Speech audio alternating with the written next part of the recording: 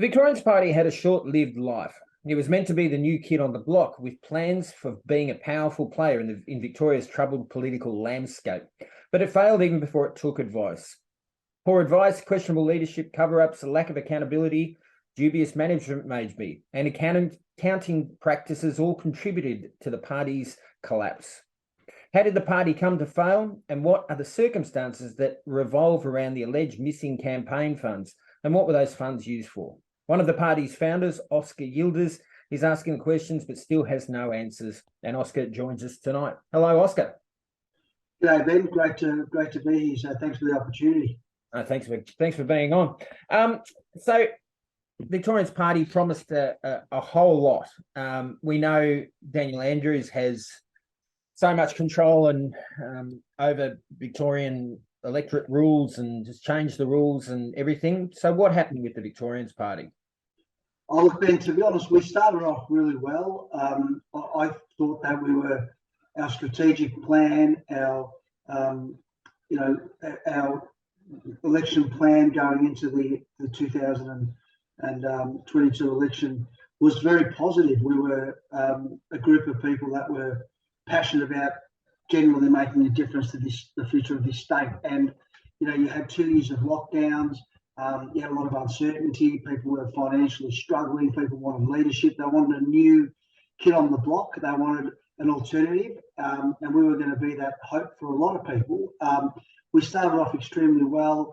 The key founders right at the beginning was of course Paul DiMartino, myself, Bill Lang, Ingrid Maynard. We were the 4 key people that founded the party.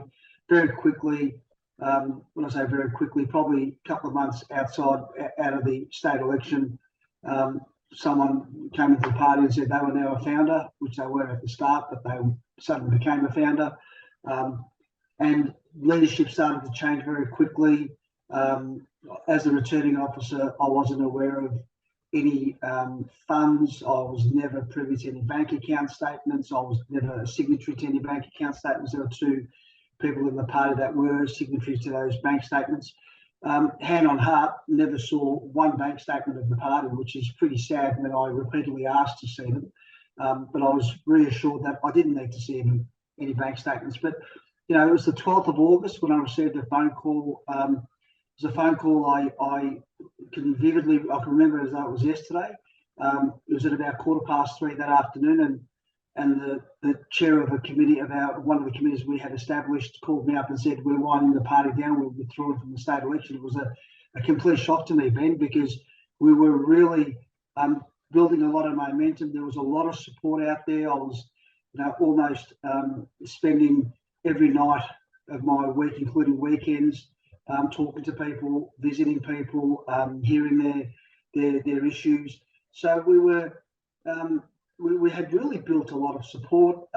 Was able to register the party quite quickly because it didn't take, it wasn't too hard to get people through, not just social media, but through just calling them up and saying, "Look, would you like to join the party?" There were people that were genuinely going out of their way, and I had calls from all over, people from all over Victoria saying, "I want to join the party. I'm sick and tired of this leadership." So 12th of August, 3:15, a decision was pretty much made and they didn't need my vote. So the politics is all about numbers, and what's really disappointing to me, and there are, every day since then, I think about this and think about what could have been. There were party politics at our party when we had reassured everyone that would not happen, and I never ever voted to close the party down. I never ever voted to withdraw from the state election, and my argument was, okay, well, if the donation laws are restricting us and it's a massive hurdle for us, because the government did bring in these new donation laws which didn't allow anyone to donate more than $4,320 over the 4 years to any candidate.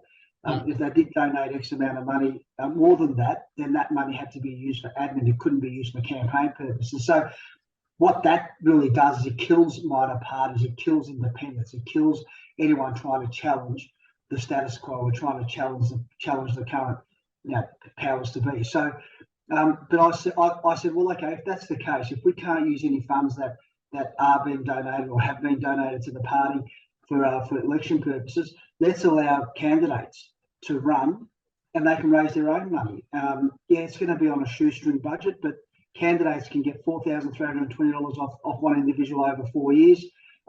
If it's 1,080, well, we can get 20 people to donate that money over the year, and a candidate could have still ran on a shoestring budget of $30,000-$40,000 and potentially won a seat. I know it all comes down to preferences, and we did have some really good negotiations with a number of parties with preferences then.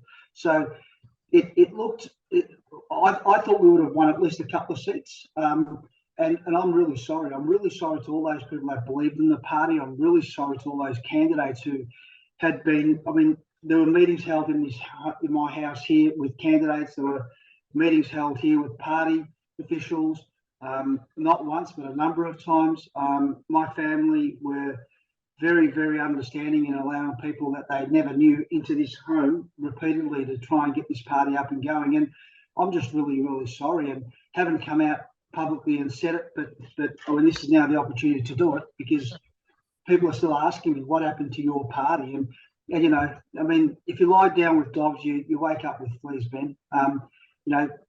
Paul DiMartino, an absolute gentleman, someone who I trust, someone who was genuinely trying to make a massive difference to this state. Him and I, we actually said to some of the party people, well, why don't you lead the party? Let Paul DiMartino and I run the show and try and at least fight this election. And if we can't win, at least we go down fighting rather than just walk away and go, well, it's too hard. And this is what I think the Andrews government and other parties want. They want players like us not to contest, because they want the Colosseum to themselves. It's all about control. It's all about them looking after each other. And waking up this morning and reading all the corruption that continually happens. I mean, if there was an inquiry into what some of these members of parliament actually do, how they recruit their staff, how they ensure that their own family and friends are looked after in other MPs' offices, there'd be a minefield then. The corruption's massive, and it's not just within one party. It happens in all parties. But people say, yeah, but there's corruption in politics. Well, there shouldn't be. I mean, there's corruption in politics overseas, but it's blatant. It's out there. People know about it. But the corruption that happens here, you and I may not see it, but I think we know what's going on. And we were really keen to be that party of choice. I'm just extremely disappointed to do what they did and the way that they did it. I'm not going to mention any names, but most people know what's going on. And they've really burnt people like myself, people like Paul DiMartino and so many of my friends and family. I was reaching out to so many, people's homes. I was ringing out people late at night, texting them. Social media was very there was a lot of engagement through the party, through our individual accounts, to try and get support, and we got it. And suddenly, your introduction's spot on. We had so much positive vibe, and we really were getting some extensive support. But unfortunately, it ended it ended. Do you think that, like, we have no opposition to the Andrews Labor government in Victoria, and we have a Liberal Party that is fractured? I mean, I think on a federal level, Liberal Party are probably starting to get their things back together, but at the state level, they're a disaster. And the whole, regardless of what anybody thinks of the Myra Deming issue, it was divisive, will continue to be divisive. If you read what has happened in, has been suggested in the papers today, they've both been funded by lawyers, and off we go to court, which is unbelievable for a state party of any sort to be in court. There is, without question, an opportunity for a new party but how, we talk about whatever potentially allegedly happened with Victorians Party. How do we get over it? We need somebody with deep pockets, or a foundation or an organization that's prepared to back it and go after it. But you need people that have got the passion and the drive, people like yourself, like Paul DiMartino, that have that are recognizable and decent humans, Ingrid Maynard being another one of them, that are prepared to go over and beyond for what they actually stand for and believe in. But how do you get there? Because it can't be about corruption. It can't be about jobs for the boys. It has to be about people. So how do we get there? Or can we get there? Look, I think we can, but look, the current government obviously has done everything they possibly can to ensure that they are in full control. And you look at all the all the public sector workers. You look at all the power brokers that are working with the government. The government's got its tentacles out pretty much everywhere and anywhere. And if you do anything wrong by the government, they will come after you. They've gone after me.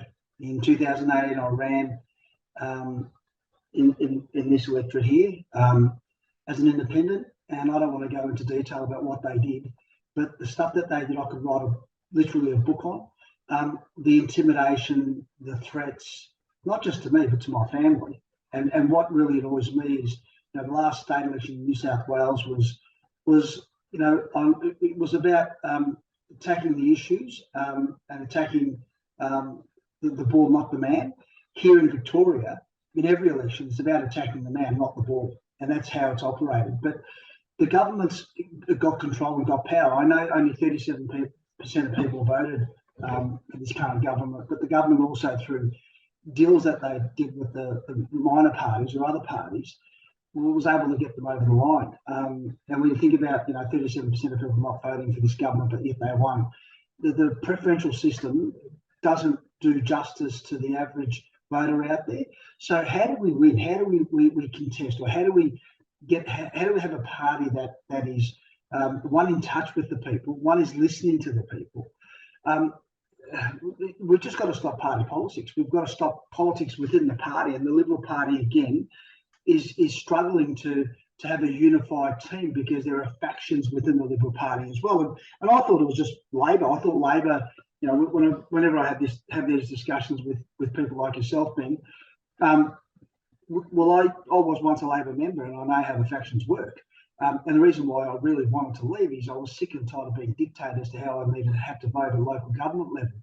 I was sick and tired of having to do these deals behind the scenes. It just ethically, morally, went against my values. And you couldn't be honest. You actually had to lie.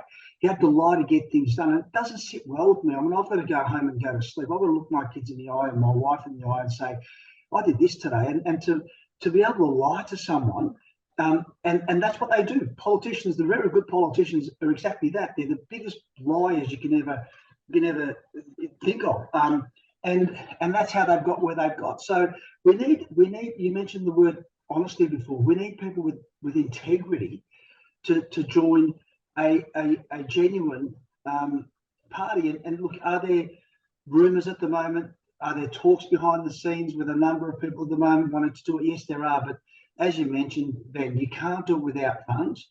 You can't do it without some real big backers who are happy to put their money where their mouth is and support the party, whether it's through admin, and of course some of those funds that need to declare and would be able to use those funds towards a campaign. But the Victorians Party initially were I think blindsided by the donation laws, and when they realised, when some of the party people realised that the donation laws were going to, restrict the party from taking those funds, they very quickly decided we weren't going to go anywhere. They closed the party down, and unfortunately, there are other parties that felt that were in a similar situation to ours, and they also didn't contest the last election. So, Ben, it's going to take a unified group of people. It's going to take a unified group of people who are on the same page, who are passionate about making a difference, who aren't interested in their own pockets, people who aren't interested about their own egos. This has to be about representing the people, and people out there want representation. They're sick and tired of hearing about corruption. People, the apathy out there that I hear from people, as soon as you say you're involved in any form of politics, they want to keep away from you. The games that are being played, and you know what? Someone said to me the other day, you've aged. You look like you've aged like aged 10 years. This is what this job does to you, whether it's local government, but in local government, Ben, now on $20,000, $25,000 net a year, for the amount of rubbish we put up with, it's not worth it. But the average MP, remember, the average MP out there is on 250,000. There are ministers out there that can't speak two words, can't string two words together, and they're on $400,000. I know one minister who wouldn't pass the pub test, wouldn't even be able to get a job in hospitality, but this person's a minister. There are ministers out there who can't honestly string two words together, wouldn't even know how to look you in the eye and shake your hand, but they're ministers. They got there because they did the numbers. They got there not because they're good politicians, not because they're passionate about the people that they represent or this state. They're passionate about their own pockets. They're passionate about their own family and friends, making sure they're looked after at the expense of ratepayers. The private sector is recovering now. The public sector is in shambles. The amount of money that is being wasted in the public system is massive. Forget about local government. I mean, local government, there are CEOs on $400,000 plus. There are directors on $300,000 plus. How can local government sustain that? But think about state government. We're not talking a couple $100,000. We're talking millions and millions of dollars are being wasted on having staff in an office that do nothing. Out of 5 people in an office, maybe one's actually doing anything. We know what all the others are doing. They're not actually working for the best interest of the people they represent. They're working for themselves. I don't want to go into detail. I can happy to sit in front of IBAC and tell them what I know. The corruption that goes on, I actually know a lot of it myself, where there are some MPs or some ministers whose family are out there building houses while they're supposed to be working in the MP's office representing the electorate. They're out there building homes. They've got part-time jobs. They're off there doing other things totally not related to what they should be doing, and they're getting paid by us, the taxpayers. That is rampant. If there was an investigation into that, I can guarantee you there'd be at least probably about 200 people, 200 staff members, I reckon, that are on the pay packet at the moment, earning 110,000 plus, that wouldn't be doing more than a week's work for the whole year. Happy to put my name to that. How do we change it? Like I was always of the opinion, and you read what I've written over the course, and I was always of the opinion that, as we sort of came out of COVID, it was an opportunity to facilitate change. The RBA got it wrong with the interest rates. The government torched the economy. The putting up interest rates really, if you look at how economics works and how it's worked in the past with inflation, the metrics for putting interest rates up are different and not what they were when they put interest rates up in the 80s and the 90s. They're just different. And you go, well, how is that a solution? But that's one issue, that they've torched the economy. And off the back end of it, the average punters, the low income, no job, or and that's another story, but they're the ones picking up the bill, really. And you go, we had an opportunity to facilitate change. We had Andrew's dictatorial, arrogant, all that stuff during COVID. But then we had an election that was the chance for the Liberal Party, for the Victorians Party, for anybody to put their hand up and go, it's about freedom. It's not about anything else. It's about freedom of the individual that you haven't had for the last 3 years. And they all got it wrong, all of them. And it baffles me. And you talk about corruption, and we talk about all these things, and we hear it every single day. What do we do, Oscar? Like Well, Ben, you're right. Ben, during I want to say this before I forget. During COVID, while there were people barely putting bread on the table, there were MPs that got 2 pay rises during the worst pandemic that you and I have ever seen in our lifetime, while people are honestly struggling, while members of parliament were on, some of them were on 350,000 plus, they then asked for a pay rise. Some of them said, yeah, I'll donate the money to a charity. Well, that's great. You donated 15,000, 20,000 of your 350,000 or $370,000 salary to charity. That's great. But there's no KPIs being. During that time, Parliament sat for less than 20 days, and you work out their salary over the year. Some of them were on close to 20 grand a day for doing what? For doing what? So there's no KPIs. There's no KPIs. So if I become a member of parliament, I can employ whoever I want. And of course, I've got to employ the comrades. I've got to employ all those people that supported me, don't I? There's no selection criteria. I can employ whoever I want. I can pretty much run my show. I don't have to go to work. I know some MPs that wouldn't have even stepped foot. There's one MP in particular that I know that was representing people in the Southern Metro, was barely at the office, never went to the office because they didn't live in the area.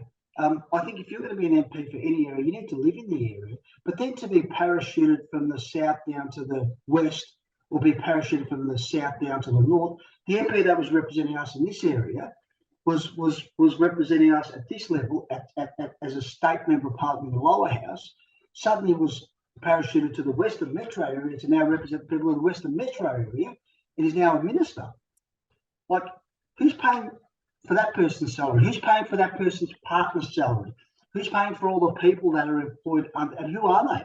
Are they friends and family? Or are they just objective people who just applied for the job and got the job? Come on, Ben. We know what's going on. But it's not just one, it's hundreds of them. It's corruption, massive corruption. And you're right. What do we do? And what baffles me is, how do they get back in? Like, after all the corruption, and people know all this, but why would you then go and vote for the party or vote for that person you know is corrupt? Why would you back? Because the system is structured, the way that the preferential system, the voting system, it's got to change. You know, I voted last week in the Turkish elections as a dual citizen. I voted the other day, and it just had, you just vote for one person. You just put a stamp next to that person that you want, rather than have the preferential system. It just doesn't work because it discriminates against people like myself and minor parties like the ones that we were about to the one that we established and unfortunately was closed down by a number of people, not myself. But yeah, it's really sad, and people don't get it. They don't actually understand how the system works. They don't know what's really going on behind the scenes. They think that just going to attend a polling booth and put your vote in. Some of them don't even vote.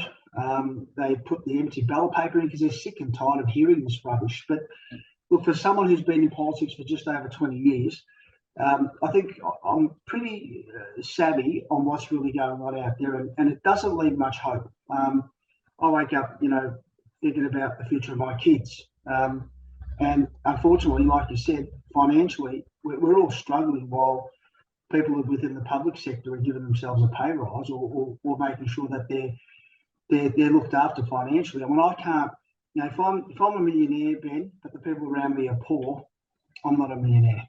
I wouldn't. That's being selfish. For me, it's about making sure people around me are at least comfortable and happy as well. Because, and what's going on at the moment, there's different classes, and those classes have been established thanks to our leaders. Our leaders are the ones that have caused these classes to be established, and the middle. There is no middle class, but the lower class is struggling. They're struggling to put, to pay their bills and the food on the table. Yeah. So if somebody did come along with the deep pockets and was, we're just going to do it, and you and Paul DiMartino out the front, hopefully again, if it did happen, would you do it again? Yeah, look, I mean, people, the last election then in 2018, there were comments after the election that we've I lost. I got 43% of the vote, almost got elected. Unfortunately, ran a really big campaign, and they did say that now that he's lost, we've got to ensure that he's now dead and buried, and they were hoping to put me away, but I fight back. They want me gone. I mean, I'm sure there's a lot of people that would probably watch this video and say, look, it's him again. He's not, and I know I'm not going to mention who, but some pretty powerful people in the state who are running this state have said that we've got to make sure that he and his people are out there, and they're doing everything they can. They seem to find a way to make sure that we don't survive, and we're not there for the long haul. But of course, Ben, I'm a fighter. I won't go down fighting. I'll continue fighting the good fight, and if it means and you know, there was a very well-known federal politician said to me, "You'll never be a good politician because one, you can't lie, one, you can't hold a poker face. Secondly, now you look at people and you tell them how it is. You can't do that in politics. You've got to be able to lie. You've got to be able to backstab. You've got to be able to smile at someone and then 5 minutes later do exactly what you said you wouldn't do." It's just those things don't sit well with me. And even in our own council, you know, in 2022, in 2020 when we ran for the council elections, I got the highest votes out of the 51 candidates. I smashed quota out of all the candidates. And you know, 5 minutes into standing up to do my mayoral speech, you know, someone who I respected basically did a deal within 5 minutes with the Greens to shaft me, you know, and this is someone who I was dropping off to a home after council meetings, someone who I dearly respected, someone who I thought had more integrity. She's gone off and lived her life, but embarrassed me in front of my family and friends. And people say that's politics. It's a dirty game. It's a dirty game. And look, you know what? I'm going to continue fighting it. And as much as the family, wife, and the kids, they're tired because they get caught into some of the issues. I mean, waking up in the morning and seeing your cars are all scratched, then waking up in the morning and seeing your driveway and your front fence graffiti when you're taking your kid to school, things thrown at your house. I don't have a fence at the front of my house. There's no fence. Anyone can walk right up to the door because I've got nothing to fear. I've done nothing to no one. So I'm not afraid of anything because there's nothing I've done that's unethical or illegal or immoral. And so, yeah, we make some tough decisions at council level, but to wake up and see that, and for my young kids to experience that and really see the dirty politics at play, it's taken its toll. But in saying that, you know, my wife's always said, we'll back you. And if my family support me, my immediate family, and of course my extended family support me, and they always will, and my friends and extended supporters, like the amount of support I've got, I sometimes pinch myself. And I'm so grateful. I mean, I know people may think it's just, he's just saying that, but I'm extremely grateful. And I've always said to people, I'm happy to show you how grateful I am. Just please reach out and tell me what you need. If there's something I can do, I'll do it. But where there is talk at the moment, Ben, there is talk about people galvanising, getting together, and potentially fighting the next election in 2026. But you know, let's see. I mean, these things tend to happen a year out of the elections. Where in 2023, it might be next year. But of course, I'm always open to any suggestions or any offers. And there has been a few. I'm going to be honest. There has been a few since, but the bad taste left from some of the behaviours and the decisions made by some of my colleagues, my ex-colleagues, and the way that they did it and the way that they, I think, destroyed the futures of a lot of potential candidates has left a pretty bad taste in my mouth, and it's certainly disappointed me to the extent where, there are days when I wake up and think what could have been. But what do? You got to move on. You got to move on. And Oscar, we really, really hope that if it does come to fruition, that you're right there with it. Thank you very much for being with us. Thanks, Ben. Appreciate the opportunity. And look, thank you. I know you guys do a wonderful job. The Informer needs to continue because this is the best way for us to be able to communicate our messages through to some of our listeners. But yeah, I appreciate your time, mate, and I wish you good luck on the Informer. Thank you very much. Thanks. Thank you.